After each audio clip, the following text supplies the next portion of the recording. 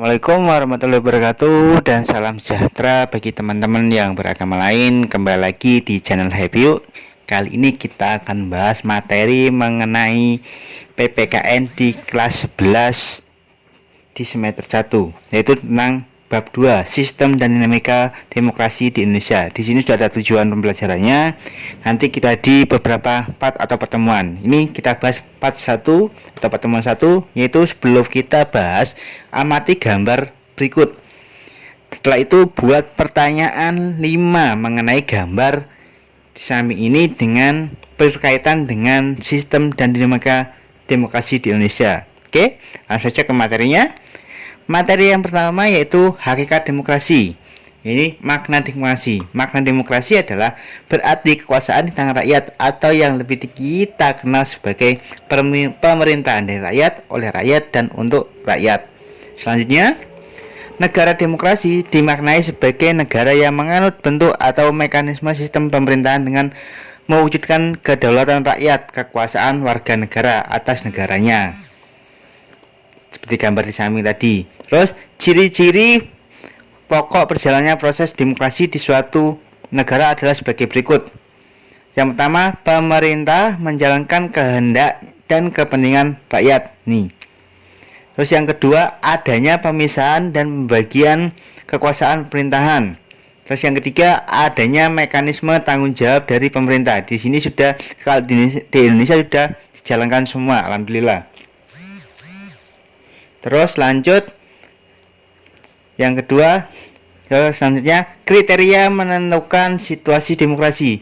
Di sini kriterianya harus ada kekuasaan, keadilan, kesejahteraan, peradaban, afeksi, keamanan, dan keamanan juga. Ini 2. Pertahanan dan keamanan ini hasilnya. Maaf ya, salah nulis ini. Oke. Ini kriteria menentukan situasi demokrasi. Terus selanjutnya, berdasarkan cara penyampaian pendapat, demokrasi dapat dibedakan sebagai berikut. Pertama, demokrasi langsung. 2, demokrasi tidak langsung atau perwakilan. Terus, demokrasi perwakilan dengan sistem pengawasan langsung dari rakyat atau referendum. Kalau demokrasi langsung ini kita langsung milih. Kalau perwakilan kita dipilihkan oleh wakil kita.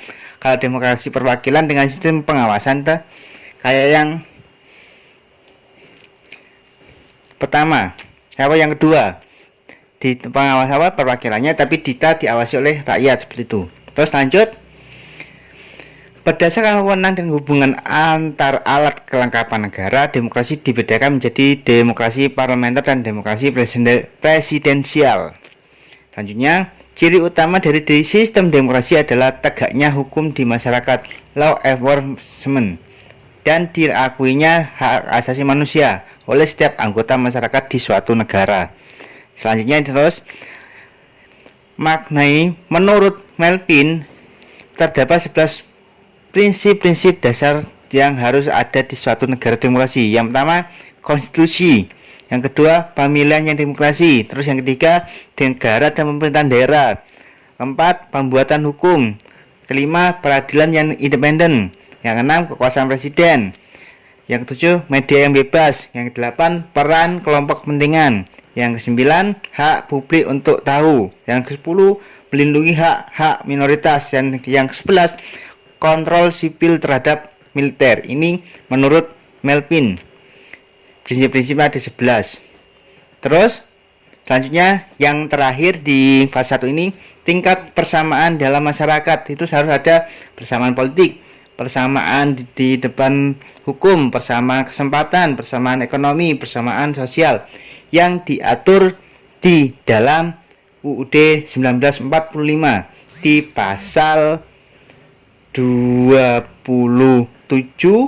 28, 28A sampai C dan 29. Di situ sudah ada peraturan ini mengenai HAM. Oke, sampai di sini saja untuk pertemuan kali ini. Sampai jumpa di pertemuan selanjutnya. Saya akhiri. Assalamualaikum warahmatullahi wabarakatuh. Salam happy.